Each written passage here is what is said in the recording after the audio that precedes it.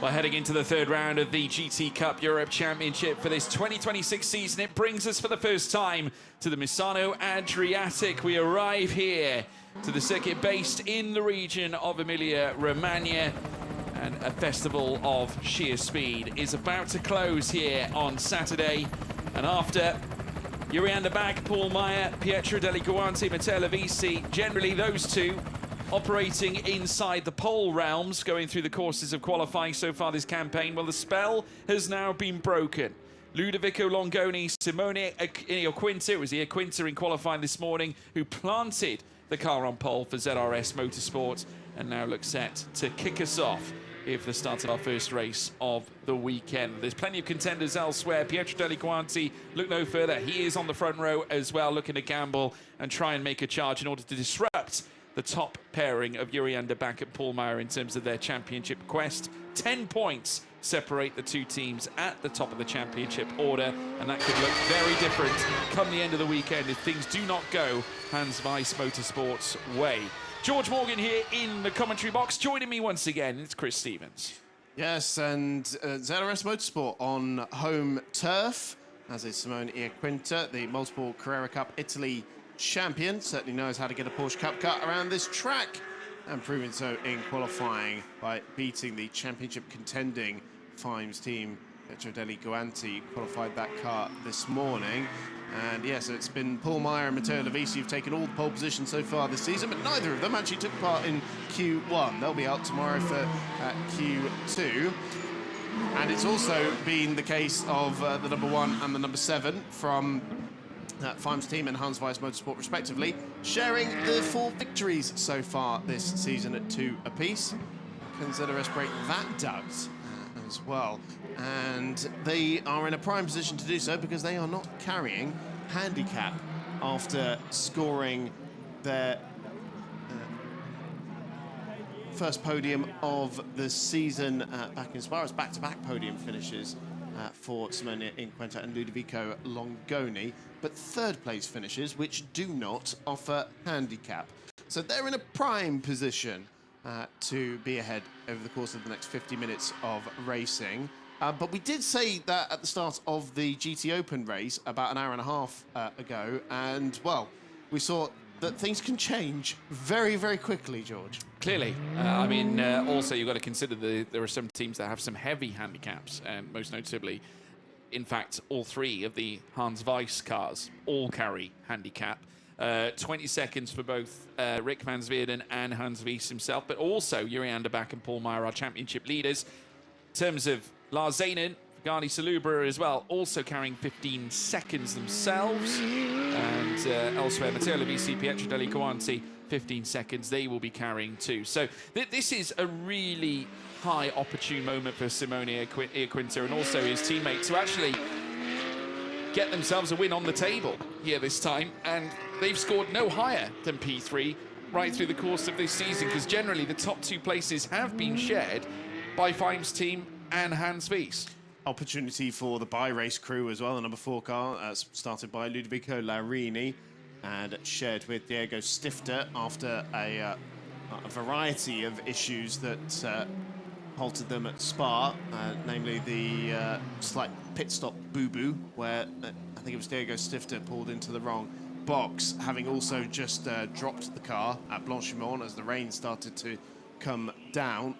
So I'm sure they'll be out for a little bit of redemption, and they're starting on the 2nd row of the grid. It's the championship leaders starting at 5th and on the 3rd row of the grid, alongside their title rivals teammate in the form of Matteo Martinelli. A couple of guest entries for this weekend with Zanassi racing, and Marco Zanassi was very rapid in qualifying, and he's put that number 69 Ferrari 296 Challenge 7th on the grid. He's sharing that car with Andrea Bellicci, who's back in GT Cup Europe. Remember him with Rosso Corsa a couple of years ago. And we also have Target Racing, Pierluigi Alessandri, driving a Ferrari 296 Challenge in the AM category. That's the number 18 machine. That's starting in 17th position. And I'm sure that Target Racing's side of the garage will be hoping that things go better in this than it did in the GT Open race a little bit earlier on, where they picked up a puncture, which rather compromised Julian Hahn's race in the AM category. Yeah, it was a tough visit for them, but fingers crossed lightning doesn't strike twice here this time. Not that we've had any here, because the sun has been shining so far right through the course of the race weekend. We did have some rain coming into the early point of the race weekend, obviously initially in the initial free practice sessions. There's your pole sitter though, and Simone Iaquinta will be starting from top spot after a dazzling display in qualifying, placing him higher than this man in Fime's team, Pietro Deli Guanti, of course contributing with Matteo Lovisi, and after second place finish, they've also landed one pole position to their record as well.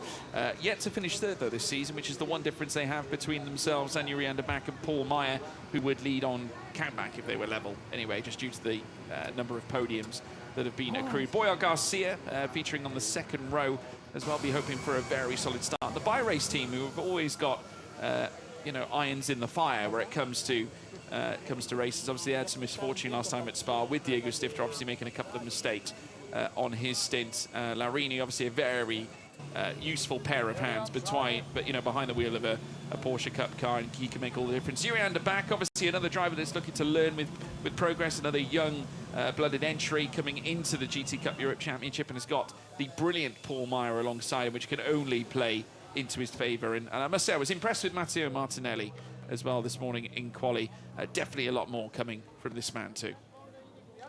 Just behind them, you've got the AM pole sitters, Marco Zanassi, we were talking about earlier, the Pro-Am car, but just alongside him is the Pro-Am pole sitter, Hans Weiss of Hans Weiss Motorsport, leading the AM Championship in the car that he shares with Rick van Zweden, the sim racing convert. And they've got their title rivals at Casio de Mello starting alongside them. GDL racing team also on home soil, and that 44 car, the San Marino team of Gianluca Di Lorenzi. Giacomo Cibergio will be taking over that car. And then the re-categorized number 16 machine of Evgeny Leonov and Gabriel Piana, which we were not used to seeing Evgeny Leonov sharing the car, did so for Spa and is doing so again here this weekend. So Gabriele Piana joining Evgeny Leonov, and because that was a silver-bronze combination, but because Gabriele Piana over the age of 40, to regate that car.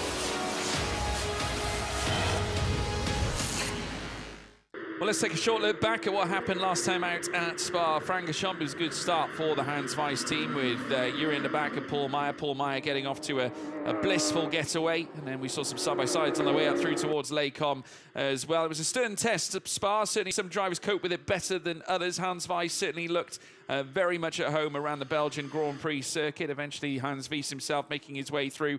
But obviously, the wins would keep on coming for the combination of Yuri Anderbach and Paul Meyer, successfully securing yet another victory. Race 2 got underway. It was a mixture of conditions right through the course of the weekend, with threats of rain billowing around through the course of this particular race. Cars ending up into the barriers. Ludovico Laurini, incidentally, also finding the barrier with Diego Stifter as well. And Stifter had his own fair share of problems where it came to negotiating the correct pit bay. We did witness once again as well the Hans Weiss car belonging to Yuri Anderbach and also Paul Meyer at the same time trying to negotiate its way past the 22, which incidentally is our pole sitter here at Misano here for the start of this particular race. But that eventual win going to Lovisi and Deli Guanti. This is how it left the championship at the close of the Ardennes weekend. Yuri Anderbach and Paul Meyer on 52, ahead of Deli Guanti and Lovisi by 10 points. Still all to play for.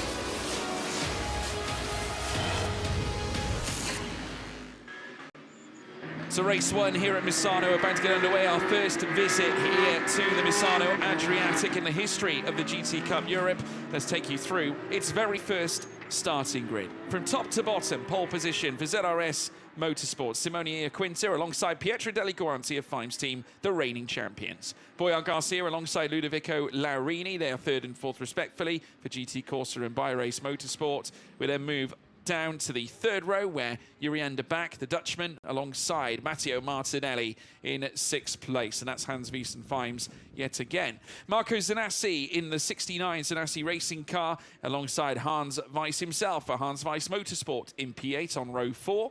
We then head down to H. de Mello in 9th place for GDL Racing. He lines up alongside Evgeny Leonov on his return for Volcano in 10th. Matthias Russo in 11th place alongside Jose Barros in the AF Motorsport Porsche.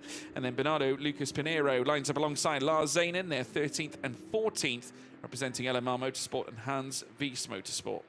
Tsunami RT back again with Fernando Pedrera in 15th, and then Nelson Marcondes lines up for GDL in 16th place. Pierre Luigi Alessandri, who had a couple of moments in qualifying this morning, 17th place for Target Racing, with Davide Scanicchio in 18th place. Then we have Leandro Martins in the 911 Porsche, the LMR Motorsport team, after they suffered some issues of their own, a technical problem of sorts, a leak, you could say, in qualifying this morning. So the cars are all lined up. Heat now, it's time to transfer it into the tyres, Chris.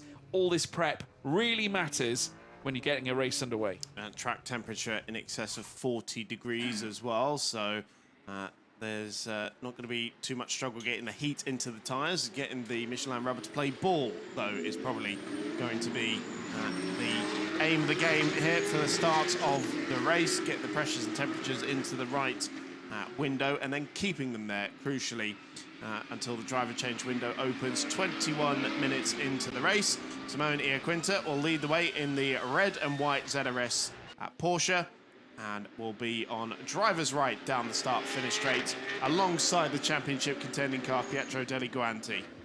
Yeah, of course, Ludovico Longoni will be getting ready to jump into the car as well. Keep your eyes on that 22 to see whether it can garner its first win of the season and break the trend of Fime's team. And Hans Weiss Motorsport is there. The lights go green. It's pedal to the metal. And it's go! Go, go, go, go. Great start for both our front runners here. Quinta and Deliguanti getting a good start. Further back, we also have Boyar Garcia wheel-to-wheel here with the bi-race team, as well as they come through turns 2 and turn 3. A bit of a run off there. This opens up the door for Jurriën de Back to also peel through inside the top 4. At the same time, may have got the run here around the outside here as the number 14 of Boyar Garcia comes under increasing fire. Great start, though, for Ludovico Laurini, jumping into 3rd place, taking full advantage of the dodgy run through the first few corners for Boyar Garcia, and Jurriën de Back trying to do the same, but I don't think he's managed to do it. And the lights flashing now for Boyar Garcia as now our leaders tie up, coming down through towards the left-hander as then they make their way out of Quercia corner and nudge in the rear from the, what looks to be the pink car, one of the guest entries this weekend, as they now peel through through towards the next right. But still, Deliguanti remains in second, hopping all over the back of Iaquinta, who retains the lead of the race. Yeah, he's really putting Iaquinta under some early pressure here. Nice stuff for Laurini, getting around Borja Garcia. That wide moment out of turn 2, really costing the Spaniards, but that's the Pro-Am leader, and he does still hold that lead, though. It's Deliguanti, 2 Italians up at the front of the field. He's looking very racy in these early stages and putting the ZRS car under big pressure through the high-speed right-handers at turns 11, 12 and 13, and then into the Curva della Caro, flat out through the penultimate corner at turn 15, and then into the final corner at Misano. Nice clean start, no major dramas. Dear. I spoke too soon. A wheel off the bi-race car of Ludovico Laurini.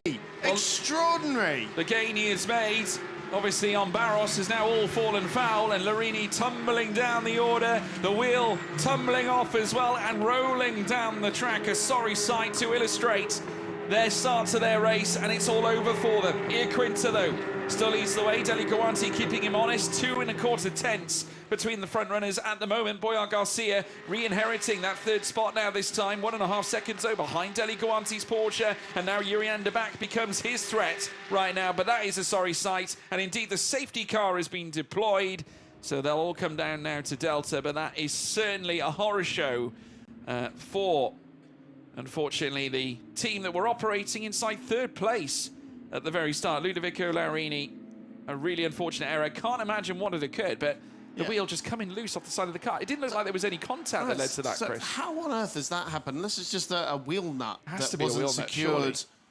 properly. I mean, it managed to go, fair distance before it eventually came off, unless there was some rubbing that we didn't see that's just pinged it off the wheel bearing.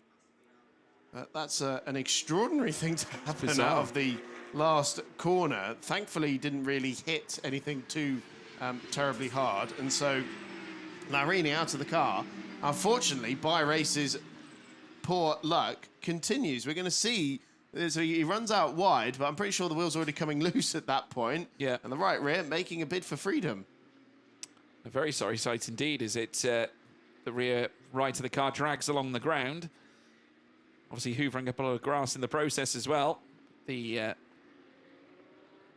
very lucky that the wheel didn't make its way back onto the racetrack until everybody had already cleared the incident. Because that's always the concern when you have loose wheels out on the racetrack, is them bouncing into other cars. But yeah, luckily it's not been a problem there. And so Larini out of the car, out of the race. And for Bi-Race, it's another disappointing day, I'm afraid. There's got to be a wheel nut, loose wheel nut. I can't imagine anything else, because it was a clean release, wasn't it, away from the side of the car. So very clean break. So that's given Simone Aquinta a little bit of a reprieve for now. He's under big pressure from Deli Guanti in the start of the race, but I'm sure that the Fines driver will be remounting that pressure almost immediately when we go back to green. Yeah, no doubt. Deli Guanti just over 4/10 away from our race leader. Of course, the delta's all shrinking as we're under the safety car for now. Incidentally, after the back of the race starts, our 5 drivers in our silver class. Of course, we just lost one silver car. 5 of them inside the top 6 now. With Garcia, the lone pro-am, is stuck in between in 3rd place and just tucked in behind Deli Guanti. I don't think Boyar Garcia will be too disappointed with this, because, of course, it does keep him in a well-placed position. I suppose the one downside is the fact that obviously those behind are still going to be glued to the back of him, so it's hard to imagine he'll make maybe much gain. Yeah, because he's off the back of this. He's their pro driver in that Pro-Am car, and they're taking quite a hefty handicap. So early safety cars are not great in that situation. So, we need an Italian translator for. Well, the look on his face says it all, really. I think obviously disappointing, because it's a nuanced thing, isn't it? In many ways, or something you don't want to be out because of a wheel, a loose wheel, or anything like that. It's the last thing you want. The good thing is there isn't a lot for the marshals to clean up. I mean, yes, it's 2 quite significantly sized chunks, but it is still 2 nonetheless. Yeah. So yeah, relatively easy clear up there, you would think. So I'm sure Leandro Martins managed to make a little bit of forward progress there, didn't he? He just came through the shot up to 15th. Well, they started from the back of the grid, if you remember. Yeah, team can't catch a break at the moment. That's another one that just seems to be having all the bad luck, doesn't it? After mechanical issue after mechanical issue, most unlike the LMR squad that has won the AM Championship 2 years in a row with Martins and Dieter Schweppes. So what else have we got? We've got Marco Zanassi, the Pro-Am driver, in 7th position. And then change for the lead in AM. Icasio de Mello passed Hans Weiss on that opening lap. 8th and 9th position, respectively. But that's the GDL driver into the lead in AM. And then you've got Lars Zanen completing top 10 in the Pro-Am Hans Weiss motorsport car. Yeah, Kini Leonov also AM 3rd. So currently behind Bernardo Pinheiro, with company with Russo just in behind. Matthias Russo is also part of the Pro-Am contingent, but currently 5th in the Pro-Am standing. It's really promising start for Leandro Martins and LMR, especially after the leak they had this morning. In front of our commentary box, just viewing the Bi-Race car get towed away, well, carried away by the fork truck. It's now making its way off the circuit, so very soon we should hopefully return to green flag racing. But again, this is a situation that doesn't play into the hands of Aquinta either, really, because he would have hoped to have attempted to perhaps build a gap on those behind. But potentially, it doesn't hurt them, though, I don't think, because obviously, remember the car behind them is taking 15 seconds of that's right. a handicap. The car behind that is taking 20. The car behind that is taking 20 as well. So, you know, they've got a bit of breathing room. It's not useful to them, but it's not the end of the world. No, but it can go both ways, can't it? In the sense that, you know, if Deli Guanti was to overtake Simone Quinta, I mean, he's probably a little bit gutted because he might be able to make some time and try and negate some of that handicap that they've got to serve and etc. So, yeah, it goes both ways. Safety car will be in this lap. You can see that Quinta is effectively your safety car. And we'll take them through the final corners before we go back to green flag racing again, and they'll be hitting the higher speeds, making their way through the final corners, and you can just see Deli Guanti so plugged into the back of Quinta's car as now they do take a turn. The ZRS Motorsport team to put their foot to the floor, it's pedal to the metal for the second time now in this race. Boyar Garcia also getting a strong getaway, but not perhaps quite as good. Oh, no, he did get the jump on Urianda back a little bit there. To back just taking a wider line as they venture through turn 1. As they now peel through turns 2 and turns 3. Simone Quinta. Next up, Pietro Deli Guanti. And getting a little bit closer, Boyar Garcia as well. Could be a threat to Deli Guanti here, but Urianda back also getting plugged into. We just saw there Zanassi getting stuck in the Ferrari Challenge. So now cruise through the next left, and another look at the inside here from a Hans Weiss Motorsport car, and incidentally that is Hans Weiss himself trying to close back to H. de Mello, who took that AM lead away from him earlier on in the race. We're very close there between the two teammates of Weiss and Lars Zanen just behind him. Yeah, don't want to run into the team boss there, Lars. That's it's not a way to trip back to the changing room there. Otherwise, they've got the Pro-Am LMR car right behind them as well. Bernardo Pinheiro in 11th position. This is interesting. Deli Guanti is not pressuring Quinta as much as he was on the initial start. He's pulled nearly 9/10 of a second as Quinta so far on this restart. And he's also got a purple middle sector to boot as well. So really, really strong restart here for the ZRS team. I hope they can carry this through right through the initial stint. 10 minutes and 55 or so to take us through to the driver change window. Plenty of time for some action to be had in between.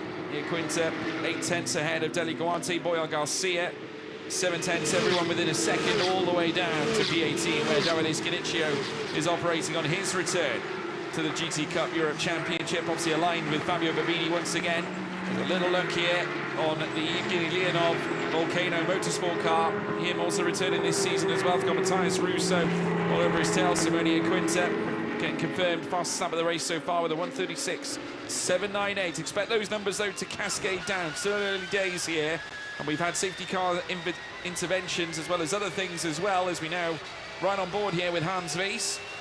Hans Weiss now all over the back of H. de Mello, and looking to retake that AM lead that was ripped away from him by the Brazilian talents as they now head down through towards the Quercia corner.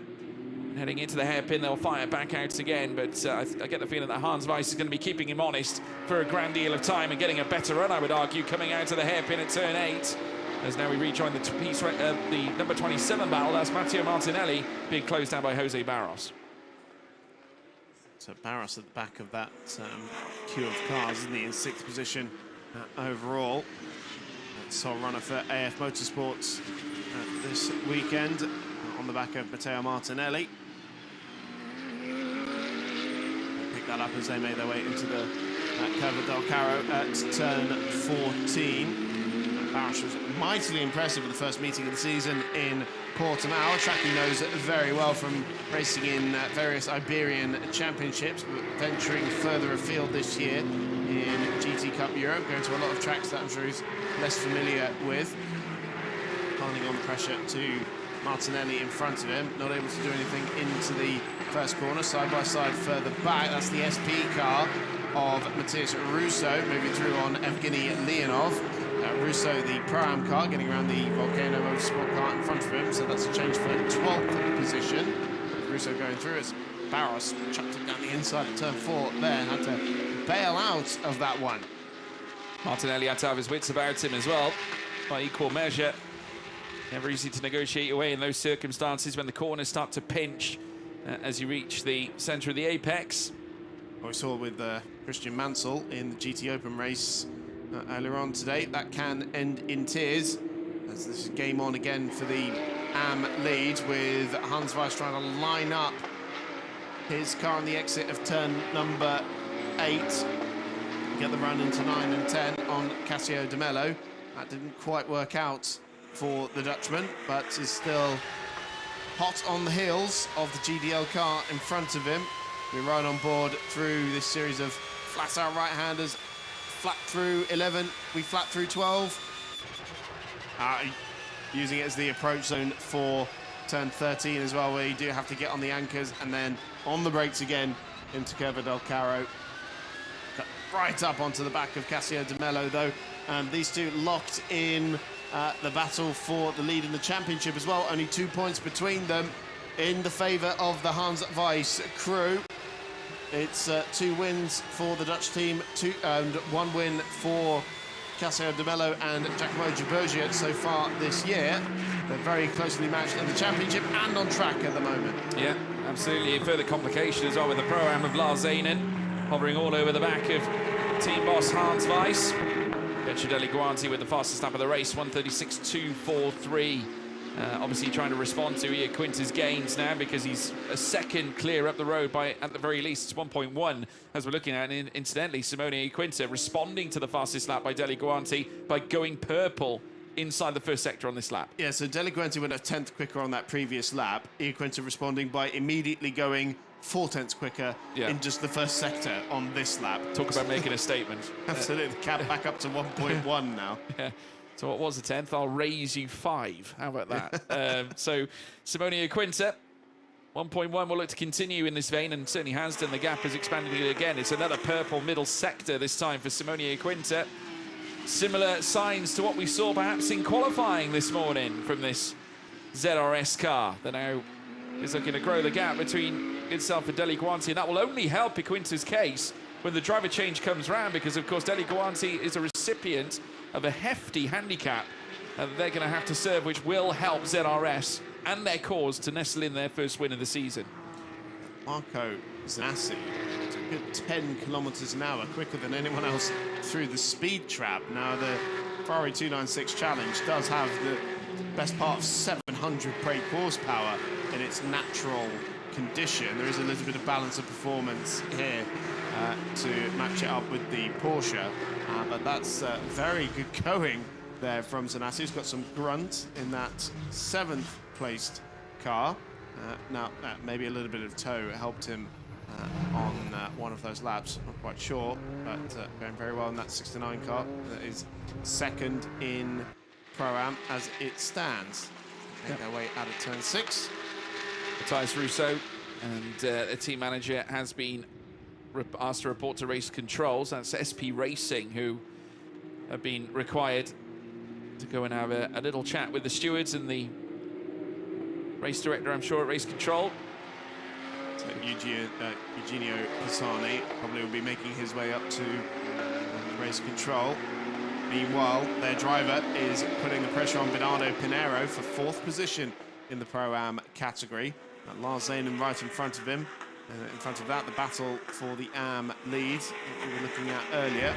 So Russo showing some early speed here.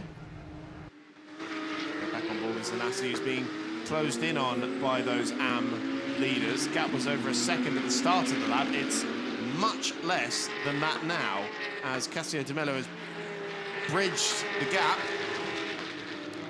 and may well put the Italian under pressure later on in the lap.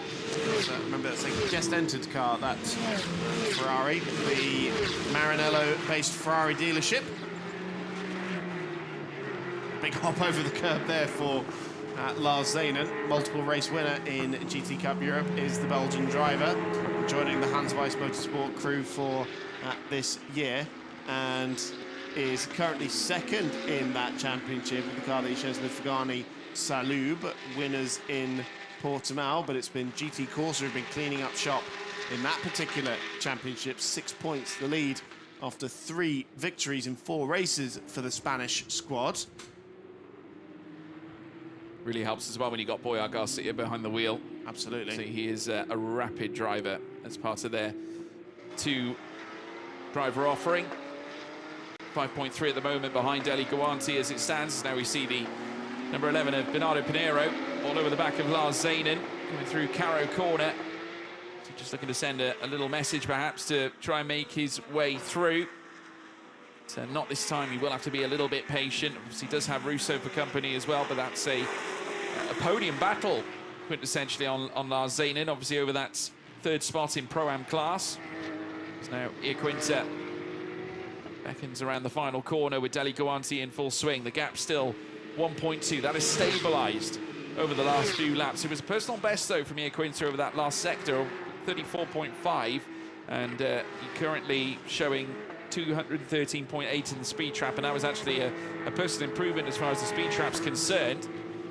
Plenty of pace here for Iaquinta, and in fact now the gap has been thrusted out to 1.5 as of that last lap. It was incidentally 4/10 between the two drivers in favour of Simone Iaquinta. It's now Hans Weiss to continue up the road. Lars Zanen, of course, still in the midst of his little tussle with Bernardo Pinheiro, as now we have wheel-to-wheel further back. Russo obviously trying to make moves here on Pinheiro, now over 11th place. And it looks like Russo's done it. Ahead of Pinheiro now, 11th in the palm of his hand, and not to mention 4th in Pro-Am class. Very nicely done out of turn 5 and into 6th there. So great move from the SB Racing driver. There's a little bit of damage on the front splitter of Cassio De Mello's car. There's just a slight crack in the front. You see it on the right-hand side as we're looking at it. It's just dipping down ever so slightly. If you look at the very bottom of the front bodywork, it doesn't seem to be causing him too many dramas. He's still on the back of Marco Zanassi and hanging on to the Amlade. Interestingly, pulling out there, trying to get some, I guess, cooler air to the front of that car. Hans Weiss comes a little bit sideways through the right-hander, and again there his car was on the anchors, slowing down through that series of right-handers. The lead gap continues to grow, another 0.3 of a second last time around for Simone Iaquinta over Pietro Deli Guanti. It's looking very good for the ZRS crew at the moment. It is. It's the game plan's working, I think, at this stage, and obviously on top of that, we haven't yet had the driver change period. In fact, it'll be opening up now with the next 40 or so seconds. Deli Guanti, obviously, along with others, are going to have to serve significant amounts of handicap. And if you're Yuri Ander back and Paul Meyer, you're looking at 20 seconds. For Pinheiro and Sampao, obviously they're on 10. Elsewhere, Zanen and Salubra 15. Rick Van Zweerd and Hans Weiss, they're on 20 as well.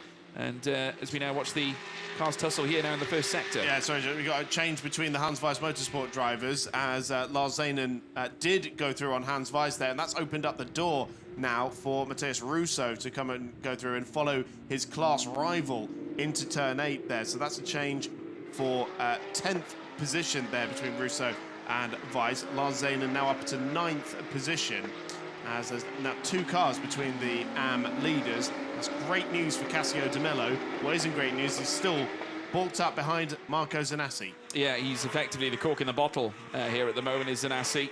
H. De Mello just having a look outside, braking outside the aero. Another trend that we've witnessed, obviously him doing maybe in an effort to cool down that car, as we also mentioned before. But Hans Weiss now coming through the latter point. Oh my goodness, yep, here we are, opportunity for Zanen, past Cassio De Mello. And of course, that will be a gain for P8 for Lars Zanen, and has indeed found it. And not to mention as well, Russo managing to move on through as well. So that's P10 now. And again, side by side. Oh, and lots of track cut there. Cassio De Mello runs wide, as does the Hans Weiss car.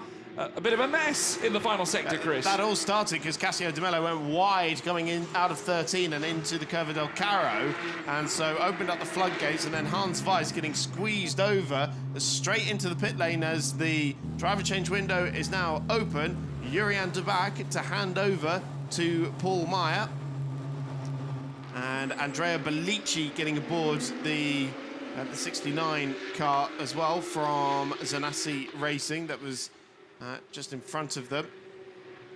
That's a very timely entry into the pits there. Wasn't it? Yeah. For the Hans Weiss team. I thought Hans Weiss was going for it as well, because he was basically being squeezed into the pit lane entry there. But a bit of a messy moment, as you said, George. But the driver change is happening at Tsunami ERT as well, who've got 2 cars here this weekend. with the return of Davide Scanicchio and Fabio Babini in the 78 car. The Andrea Martins vacating the 911 with Dieter Schweppes climbing aboard. You imagine that Simone Quinta looks very happy at the front of the field, so might stretch his legs for a few more laps before handing over the car to Matteo Lovisi. Yeah, Deli Guanti incidentally did take 2/10 out of the leader earlier on. Now this is the moment. I wonder if Cassio was going for the pit lane entry, wonder that. and that's why he squeezed Hans Weiss over like that. Yeah, I do wonder the same thing. Yeah, it's very plausible that was his thinking. But the change is officially on, and it'll be interesting to see what Paul Meyer can do now, because that was a very, very fortuitous box there for Urian de Back, and I do wonder, this might give them the leg up on Pietro Deli Guanti even. Well, potentially. What is it? They've got 5 more seconds than that car, but they were a few seconds behind already, so we'll have to top that up. It's a hefty handicap, the 20 seconds that the de Back and Meyer car was taking. But Deli Guanti and Lovisa will take 15 themselves, so we'll see when that plays out. Of course, the thing is, as soon as you put Paul Meyer in the car, you know it's going to be one of the fastest out on the racetrack. Well, of course, yeah. And I think, obviously, we'll have to look at the lap times that Deli Guanti and obviously Paul Meyer pull out. That'll give us an indicator, and it depends, obviously, how long Pietro goes, because he might choose to do a longer stint, and Matteo Lovisi goes in later on. We'll have to confirm that very, very soon. Obviously, they're fairly similar in a sense of pace, are Lovisi and Deli Guanti. But Deli Guanti, I would imagine, may yet choose to do a majority portion of this stint. So that will give us a good guide as to where Paul Meyer's pace is against the Fimes team, and whether they have recouped that 5 seconds and then some. A moment here for Fabio Babini, having just got aboard that car. Yeah, most unusual to see him going around like that, and right in front of Paul Meyer and Dieter Schweppes as well. So he's back going again, though. He is indeed, as Jose Barros comes into pit lane, as does Evgeny Leonov and Cassio De Mello, the AM leader. So Hans Weiss stays out for another lap. Still got 3.5 minutes left on that driver change window, so another lap, you'd say, before the rest of these guys need to come in. It's the top 8 yet to give us a stop, with 24 minutes left on the clock. The lead gap, meanwhile, it's come down ever so slightly, isn't it? Pietro Deli Guanti a few tenths closer, 1.4 seconds the lead gap, as now maybe this is part of the reason why, because he's got Andrea Bellicci right in front of him, and that's going to be a very rapid car now in the hands of the gold-rated driver from Parma. So we alluded back to the Rosso Corsa days with Lorenzo Innocenti. Remember their debut weekend with Rosso Corsa Racing was at Paul Ricard, and Innocenti, who at the time was, obviously, as we witnessed the 22 come into the pits. So that's Ia Quinta, your race leader. So that's, as soon as he arrived on the traffic, box, get him in clean air. Smart move. I mean, that's what you've got to do here at this point. And they will bring in Ludovico Longoni to take over the driver role. Immediately hops into the car. They have no handicap to serve, bear in mind, so they need to make absolutely the most of this situation. Former teammate to Pietro Armani, who stepped up to GT Open competition this year. Oh, that poor mechanic getting a head full of... What did he do wrong? What did he do wrong? They are messy, these stops, sometimes, aren't they? People do them in such a rush, and things get lobbed, seats get flung across and whack people in the face sometimes. He may have been up the creek without a paddle, Chris. Yeah. Who knows? He just provided one for him. Essentially. Nevertheless, number 27, Matteo Martinelli in the pits as well, and it'll be Giacomo Pedrini who hops in place, and already the 22, as expected, is back out and about. So now, with a new driver behind the wheel in Ludovico Longoni, through the driver change period, he'll escape the pit lane and rejoin the action. Where will he be in contrast to everybody else? Andrea Bellicci, of course, out on track, down in 10th place. Leonov 11th, Navarrete in 12th, Paul Meyer is starting to put the burners on. It's a 137. We've had a moment here in the... Oh, this is the... Yes. Oh, poor boy. Did he apologise? I don't know. Goodness me. At the end of the day, they're very frantic, these pit stops. And obviously the drivers are very keen to ensure that they do it in the lowest amount of time possible. If you actually look at the practice weekends and obviously what they do inside the garage to prepare for these, there's a lot of vigorous practice for driver changes. And then we'll see the Fimes team, of course, reigning champions, make their driver swap as well. They do have 15 seconds to serve, additional to the handicap that they have to serve as standard. So Pietro Deli Guanti will hop out and Matteo Levisi in place will hop in to the car. We'll see whether Paul Meyer is able to do anything to close onto those. But then also we've got to look at the likes of Bellici because he is exceptionally quick and he's just put in a personal best as well of a 137.781, and he's actually personal best in the first sector as well. There's got to be a contender for the Pro-Am win there as Matheus Russo and Bernardo Pinheiro come into pit lane now. So it will be Pinheiro handing over to Flavio Sampao, and then the Stefano Zerbi will be taking over the 55 from Matheus Russo, who a former Lotus Cup Italy racer, and actually they've been out this weekend as well with Super Sport competition. And so it will be Ludovico Longoni who puts the 22 ZRS Motorsport car back at the head of the field. Lovely hop, skip and a jump over the curb there, but we will find out shortly as they eventually make their way through the next timing splits what his advantage is and who it is over. It could well be the 27 Fimes car that has emerged in second place. We'll get confirmation of that when they hit the next split, but Longoni seemingly rather unchallenged at the head of the field with all of his rivals behind him taking additional handicap. So a bit of a dream scenario for Ludovico Longoni.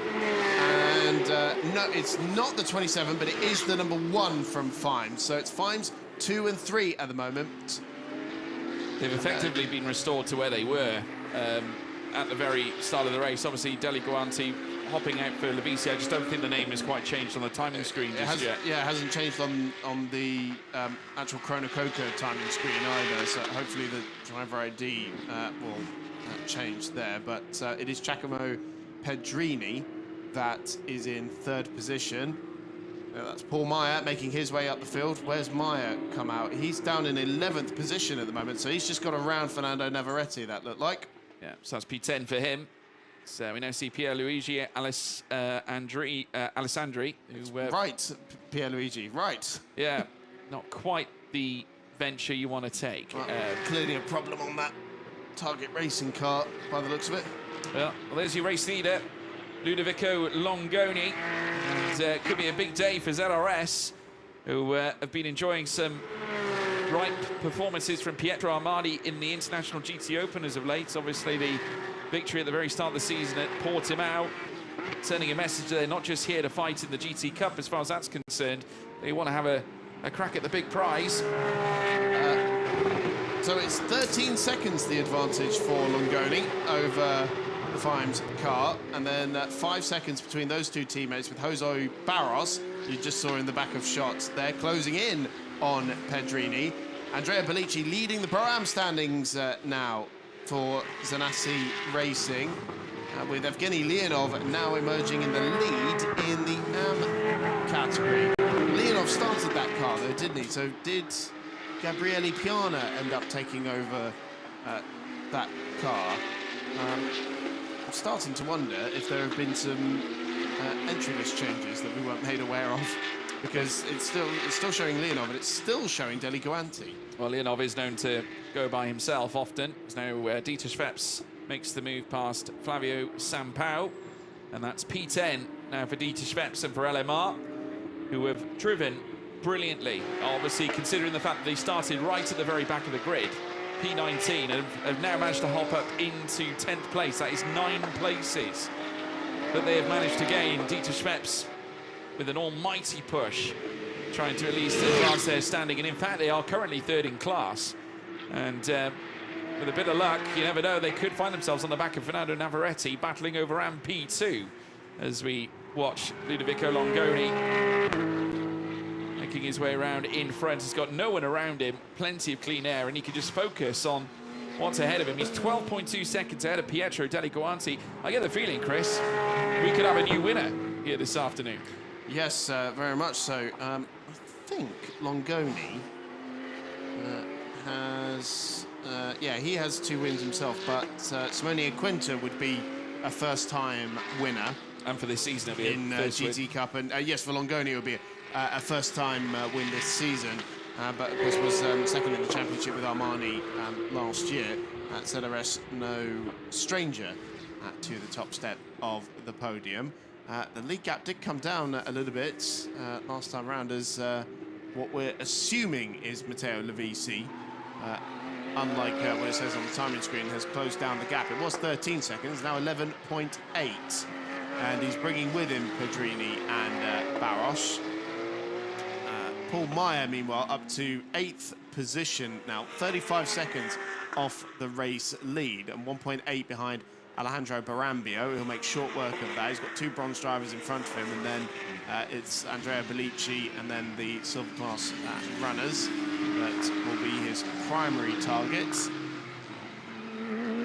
Yeah, lapping very quick at the moment is Paul Meyer. 136.9 was the last lap recorded. He's in fact the only driver operating in the 136s at this stage. It was a 136.999 over that last lap that sees him currently sat 1.1 seconds faster than Longoni at the very front of the order. This is Stefano Zerbi from SP Racing Team. Ooh. Pivoting around.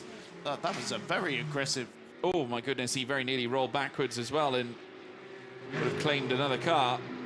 Very fortuitous that wasn't the case, as now we witness Paul Meyer all over the back of Alejandro Barambio and up the inside through turn 1, smooth as you like from the Dutchman. And now he's into P7. And, of course, more concerned about the silver class affair. Still 15 minutes here for Paul Meyer. Never say never. I mean, he has done the unthinkable in the past, and currently operating in P7. That means he's approximately 3 seconds away from Leonov. But then Leonov is 8.5 seconds away from Bellici. So maybe this is finally too much to ask of Paul Meyer here at this point. They need a safety car, don't they? Yeah. Really, for the number 7. And a quite short one as well, in order to leave him some time to go and carve his way through the field like we saw at Spa. So. Well, his handicap situation will be better for tomorrow anyway. Yeah, that's very true, because they've burnt it off now. So yeah. It will be much closer in the championship. But to end like this, with the past second in the championship, finishing in second in this race, but well ahead of their championship rivals, where it was a 10-point lead for Yuri and Baku Paul Meyer coming into this race. Well, under a bit of the damage that was done in Portimao when Matteo Lovisi was wiped out by the sister car. Then you can see the advantage. That's the difference between a bronze driver and a Paul Meyer. Right there, nearly 3 seconds to the good on some laps. Leonov made his return to the championship in Spa last time out. And it's still showing Leonov on the timing. I do wonder if the car was handed over to Gabriele Chiana. That car was regraded mid-weekend from Pro-Am to Am, thanks to the over 40 rule for the silver class drivers. Paul Meyer closing up a battle for 6th position. And remember, the silver class runners, they score their points for overall honours. So although Meyer is currently 5th of the silver class runners, he doesn't get points for 5th in the silver championship. He gets the points for 7th in an overall championship. Now the points for 6th. Yeah. So he goes through on the inside into turn 8. Yeah, was flashing the lights, but Volcano car unable to contest. And Paul Meyer will smoothly move through again. I had the hazards on, like he was saying thank you. You know when someone lets you in traffic and you put the hazards on, just like, oh, thanks, mate. And I'm staggered when drivers have the mental capacity to do that in the middle of a race. I think that's just Paul Meyer for you. I think it's calm and cool under pressure. Leonov and indeed his team at Volcano, they're probably more concerned about the AM situation more than anything else. They're not too worried. They don't want to meddle with silver class affairs. They want to maintain their position in terms of the front end of the AM, and as long as they can make things as less complicated as possible, they can just focus on bringing it home ahead of Dieter Schweppes and LMR, who were on the cusp, incidentally, here with Dieter Schweppes and Leandro Martins. Have actually, you never know where the tide is going to go here, because there's 7 seconds between Dieter Schweppes and Leonov right now. If they continue punching in the lap times, and at the moment Dieter Schweppes is lapping 1.3 seconds faster of the realm more than Leonov, there could be a contest over the AM lead before the end of this race, which would be an incredible achievement considering LMR started right at the back of the grid. Now that would be a real saving grace after their flurry of technical issues on that car. He's only 6 seconds behind, isn't he, before the last timing split. Longoni, meanwhile, the lead gap still continuing to just sort of creep down, but not at an alarming rate. It's 9.3 seconds the gap now to the Fimes team car behind him with 11 minutes to go. So long as Longoni keeps it on the straight and narrow, it should be just fine. If we did get a safety car, though, that would change things rather dramatically. Certainly would. You throw quite a few cars into the mixer for that. I mean, I would throw Andrea Bellicci in as well, to be honest with you. I mean, at the moment, he is still lapping personal bests in certain sectors, and on this particular lap, Sector 1 was a personal best for Bellicci with a 25.8, and his last lap a 1:37.555. Currently nursing a gap of 2.3 seconds to Jose Barros, who, incidentally, over the last lap was approximately about 7/10 slower than Bellicci over that last lap. We just caught Yuri under back watching on as Paul Meyer makes his way through the first sector. It's going to be, I think, a little bit too much for them to manage here on this occasion. They're going to need something to go their way if they're going to impact the top four and indeed the rest of the silver class runners. And they've got Bellicci thrown in the middle as well. And it'd be quite fascinating actually to see Bellicci and Paul Meyer go at it, because those are two rapid drivers indeed, as we watch Fabio Babini in the midst of a scrap in his own right against Fernando Navarrete.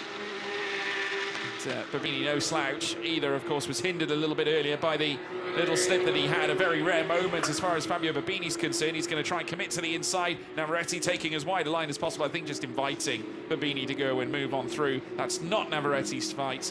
Pro-Am of Babini past Am of Fernando Navarrete and moves into overall P10.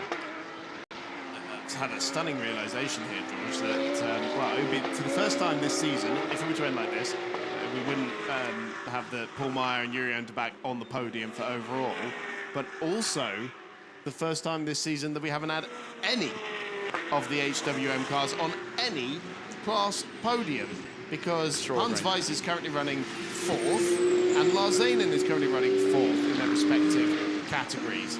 Now, it's a little bit harder for Zanen to get through to the podium because he's got 2 cars between himself and Fabio Babini. But Hans Weiss is closing in on Fernando Navarrete. But he's got a lot to do. He has got a lot to do. Sorry, Rick Van Tweeden. They've just updated the timing screen, just to say. No, it has literally just updated just now. So confirmation that it is Matteo Lovisi in the number 1. But Leonov is still in. Yeah, it's still showing Leonov. So I wonder if Gabriel Piana hasn't actually ended up taking part in this weekend.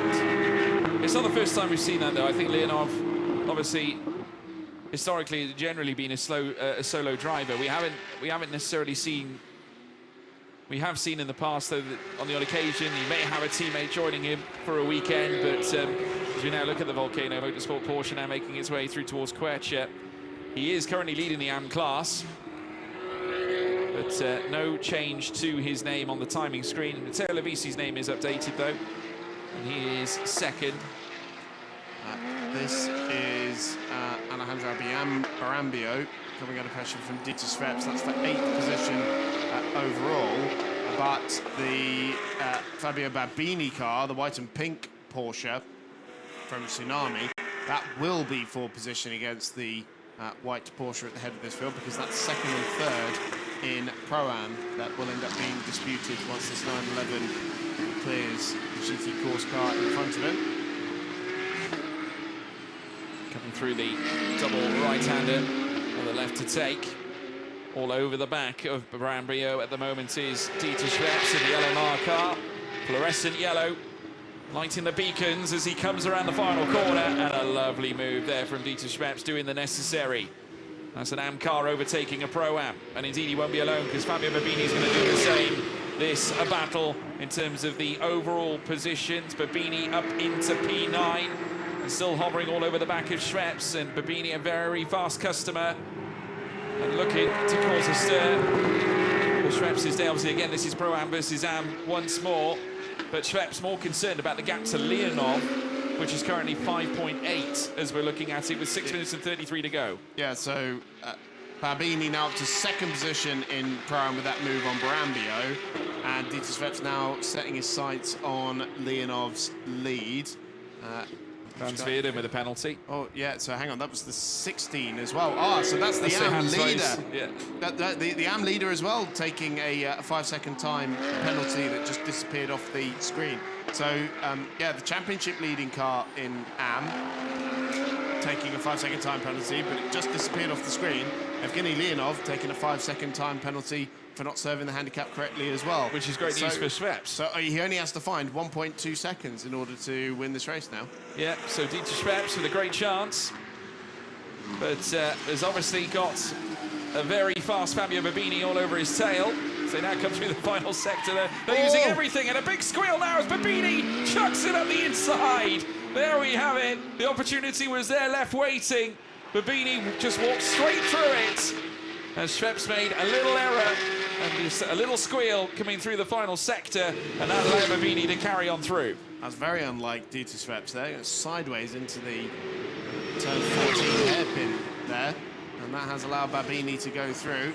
It's not a major drama, thanks to Leonov's penalty there, but 5 minutes left on the clock, and Dieter Schweppes needs to find a little bit more time now, about a second and a half, in order to bring home this AM win.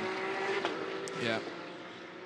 It's looking good for Bellici at the moment. Andrea Bellici on his return. See Pro-Am. Yeah, he's closing in on Barros and Pedrini. Yeah. And Pedrini's got to be careful. He's on his final warning for track limits. And he's only got 9/10 of a second over Jose Barros. So if he picks up a penalty, he will lose the podium, as we see the moment for Dieter Schweppes again. The back end stepping out as he made his way into 14. Babini needed no second invitation. And he was 8/10 quicker over the last lap, Bellici, against Barros as well. So, you know, he is rapid. There is the Zanassi Racing Ferrari, and getting closer and closer, and in fact on the tail of Jose Barros. And as we know, Bellici, a rapid customer. He's going to look to show his skills off once again here at Misano. Obviously looking to chase for an overall position, and dare I say it, you never know, with the way things are going, it could be a venture onto the podium overall here for Andrea Bellici, because Giacomo Pedrini isn't that far away, only 1.3 ahead of Jose Barros. So by extension, you're talking 2.8 seconds between Bellici and P3 overall, as he had a little luck, and I must say a squirrely moment with the brakes. Very fiercely contesting against Barros over that 4th overall. Obviously, he's got the Pro-Am in his pocket. May as well go for a bonus. Would be pretty sensational for the Zanassi crew. And he's comes. pressuring Jose Barros. There's more straight line speed in that Ferrari than the Porsche. So lines it up out of turn 8. Tries to go for the better exit. Can't quite do anything with it there. But Barros holding on to 4th position for now. He's only got a couple more laps. He has to try and keep that car at bay. This is great news for Giacomo Pedrini, because he's able to just stretch the gap a little bit while these two squabble. And look at the Ferrari power here, guiding him through towards turns 11 and 12, and through on the inside goes Andrea Bellici into 4th place. Making the most of the abilities of the Ferrari. Manages to undo Barros over that 4th place. A very cool and calculated move there from Andrea Bellici. And now next on his list, if he's got it in him, a potential challenge on Pedrini over that 3rd spot now. So it was 1.6 when we last checked.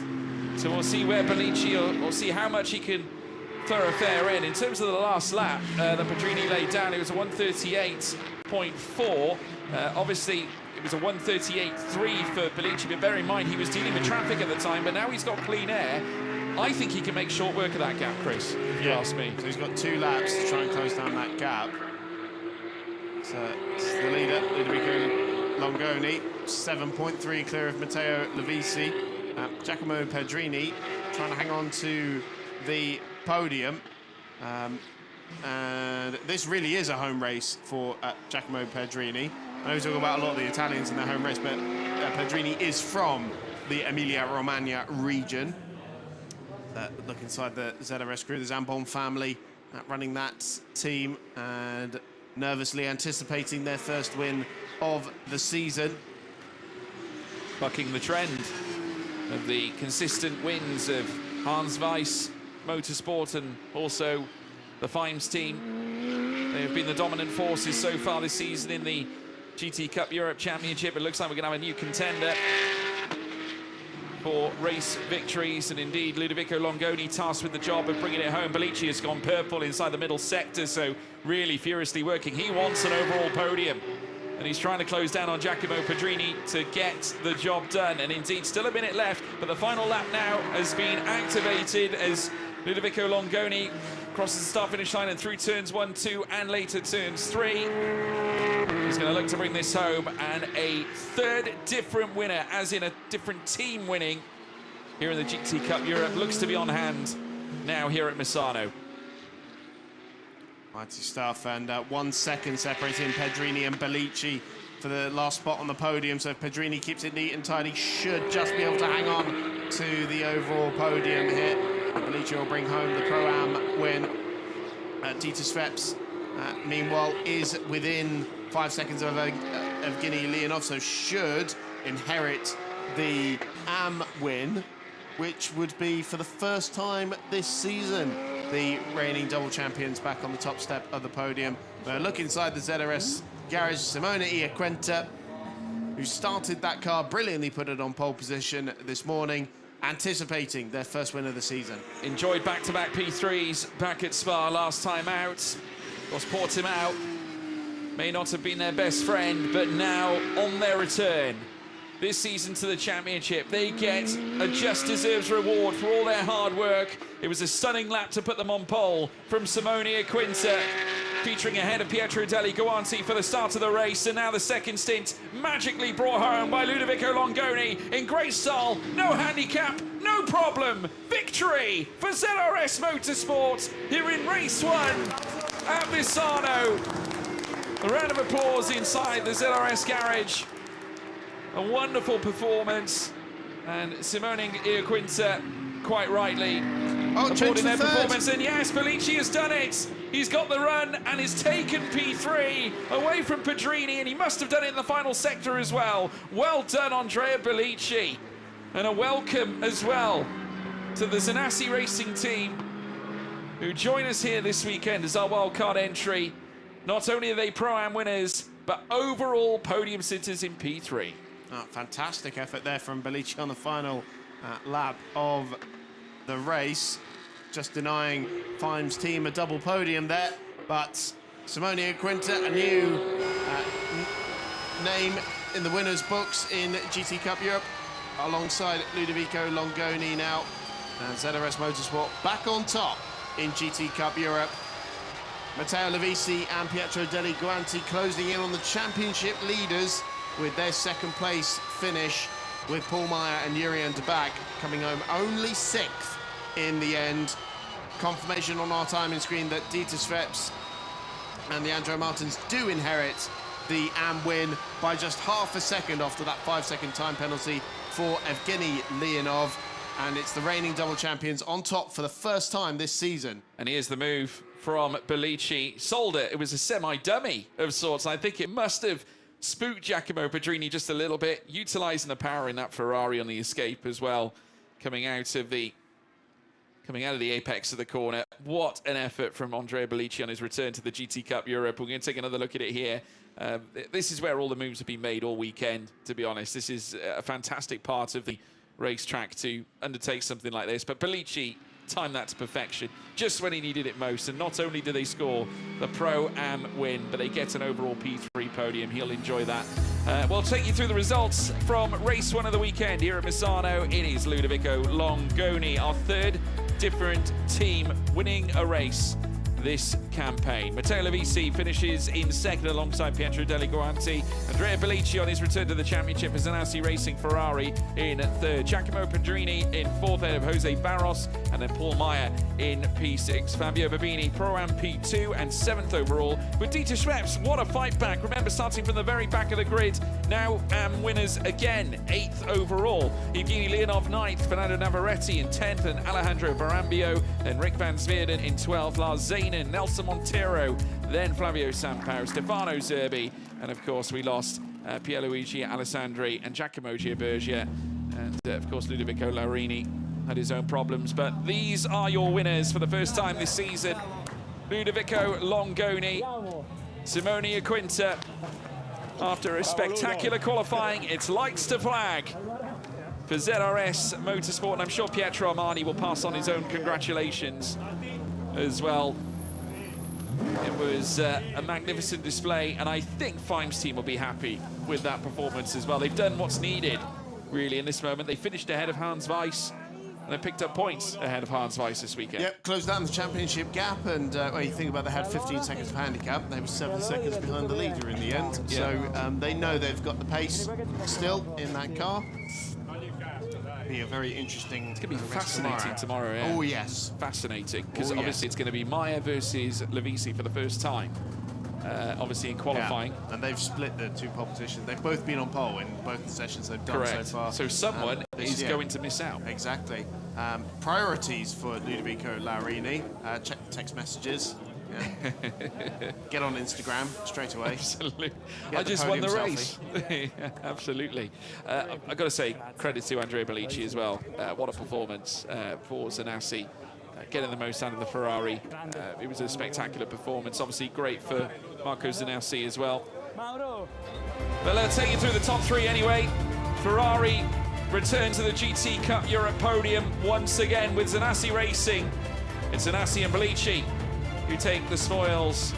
Matteo Lovisi returning with Pietro Deliguanti. Second goes their way. And incidentally, the second time they've done that too. They had nothing to offer though against Ludovico Longoni and Simone Aquinta. And they are standing by in the winner's circle with Alfredo. So we are with the winners, Simone Aquinta, Ludovico Longoni at last. That was a very nice race. First stint, Simone. Yes. English, okay? Yes. How was your bit? It was a good start. The car was really good. Thank you very much to the team and Ludovico for the second stint. And Ludovico, yeah, magnificent second stint, and this time no problems. No, finally no problems. It feels good to be back here in the first place. Where we should have been in some other occasions, but yeah, I just did what I had to do. Simone gave me the car in first place, and I just managed. I didn't push, I didn't take any risks, so it was just smooth sailing. So. And it's home race, so it's even more beautiful. Complimenti. Grazie mille. Grazie.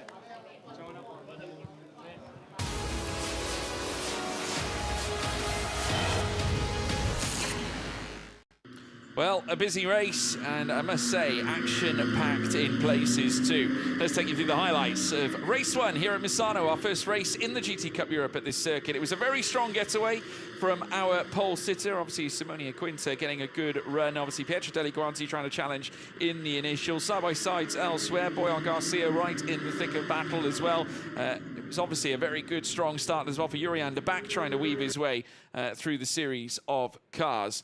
Of course, Fime's team would continue on trying to close down to the front runners. It was an unfortunate exit though for Ludovico Laurini, the bi-race team losing that rear right wheel that would career off, maybe due to a loose nut. That's what we suspected, but anyway, they were out of the race.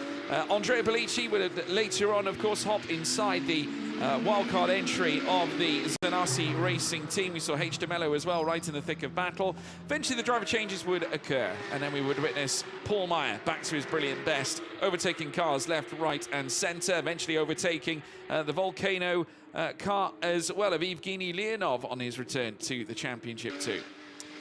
Further back, Fabio Babini also closing down on Dieter Schweppes, who made a crucial error that allowed Babini to just move on through inside the final sector. And Bellici, in the closing stages of the race, managing to land P3 overall, but no one could hold a candle to Ludovico Longoni, who stormed across the line with Simonia Quinta to take the race win. There was the move from Bellici right at the very death, taking overall P3 on his return. But your winners, ZRS Motorsport, for the first time this season in GT Cup Europe. So we now move to the podium, where the trophies will be distributed to the drivers that finished on the top step of the podium. And indeed, Ludovico Longoni, Lavisi, as well as Bellici, will feature, as well as their teammates. And as we were talking about earlier, no Hans Weiss Motorsport cars on any of the podiums Incredible. for the first time this season. That is extraordinary. It really does go to show the job they've done up until this point so far this season. But the law of averages, to have 3 cars and all of them featuring Yes. in, you would imagine at least one of them would feature on the podium, at least in one class. Exactly. But there you go. Still taking nothing away from them. It's just a fun stat. Yeah. As Matteo Lavisi and Pietro Deli Guanti move a little But bit closer to the championship lead there. You know what will happen? They'll come back tomorrow full of venom. Win all 3 classes. Win all 3 classes. You know, well, just the thing, the handicap is going to be minimal Yeah, no. for them. So if they're going to do it, tomorrow is probably their best chance. It's very true. Very true. First time this season for Ludovico Longoni and Simonia Quinta on the top step of the podium there. It'll be the Italian national anthem that rings out here at Misano.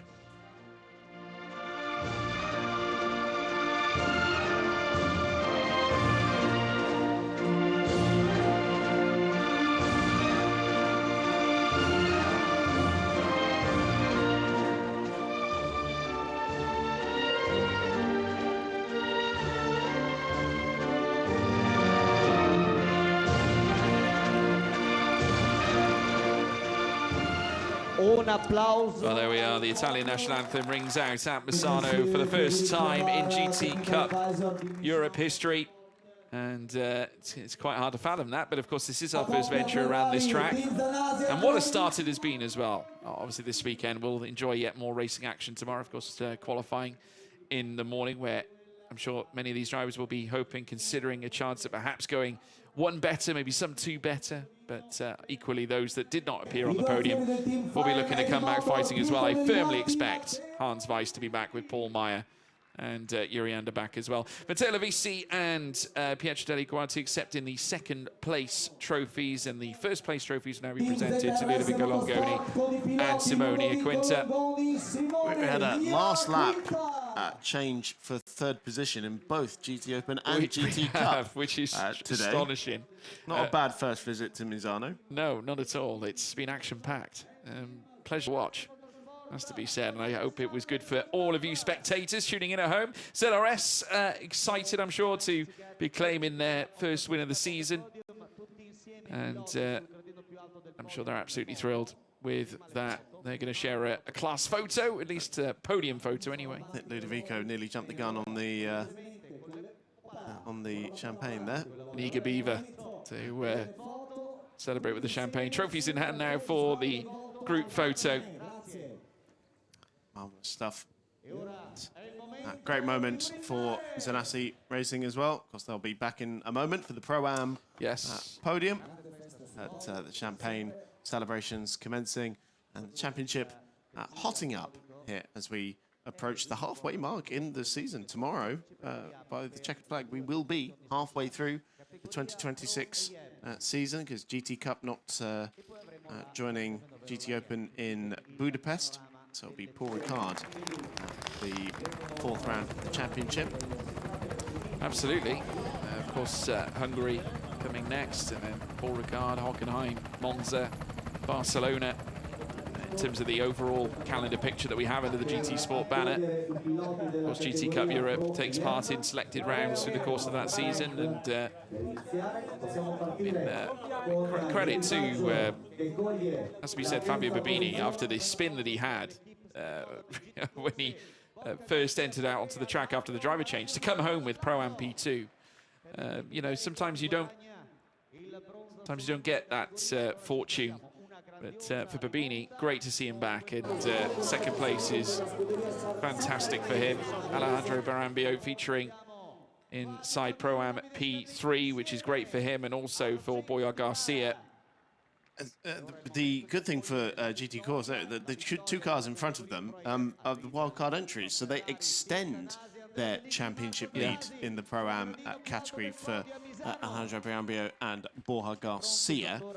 So that's a very good day in the office for them. Welcome back to GT Cup. Fabio Babini and Davide Scanicchio weren't able to join us for the first two races of the season, but may well be able to join us for future rounds this year.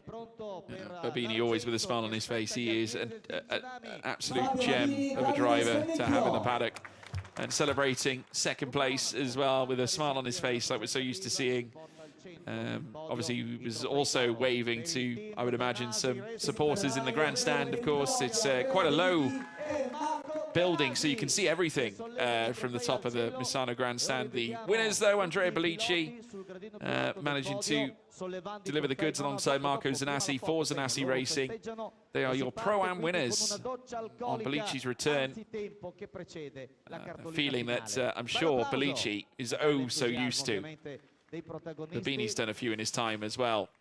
And, of course, a legend of the game, driven at the Le Mans 24-hour. We will be catching the AM podium, which Dieter Schweppes and Leandro Martins will be celebrating, because I can't get over the fact that they managed to do what they did. You know, moving from the very back. Dieter Schweppes' stint was absolutely crucial. Martins laying down the platform, though, at the same time, and coming away from a qualifying session where they had an oil leak. And then all of a sudden to get the car right, because they've been plagued with problems ever since the start of the season, and this is a dramatic turnaround coming into race one this afternoon. It certainly is, and it probably couldn't be better timed, really, could it? So this is quite good news for Fernando Navarrete and Fernando Pedrera. That third place finish does move them a little bit closer to the championship leaders. Very difficult for Giacomo Giberger and Cassio De Mello with not finishing this race, and so that ends a three-race podium run for the GDL squad. So they'll close up a little bit, but it is Dieter Schweppes and Leandro Martins for the first time this season on top, and we kind of expected Elamar to just kind of pick up where they left off, really, you know, continue running really well in the AM Championship, but this has just not been their year, has it? And Evgeny Leonov,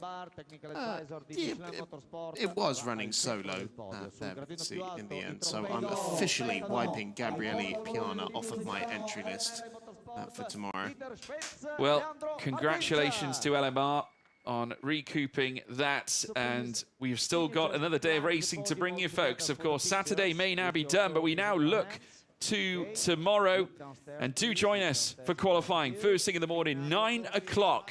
Do join us here at Misano, but from all of us here on Saturday, it's goodbye.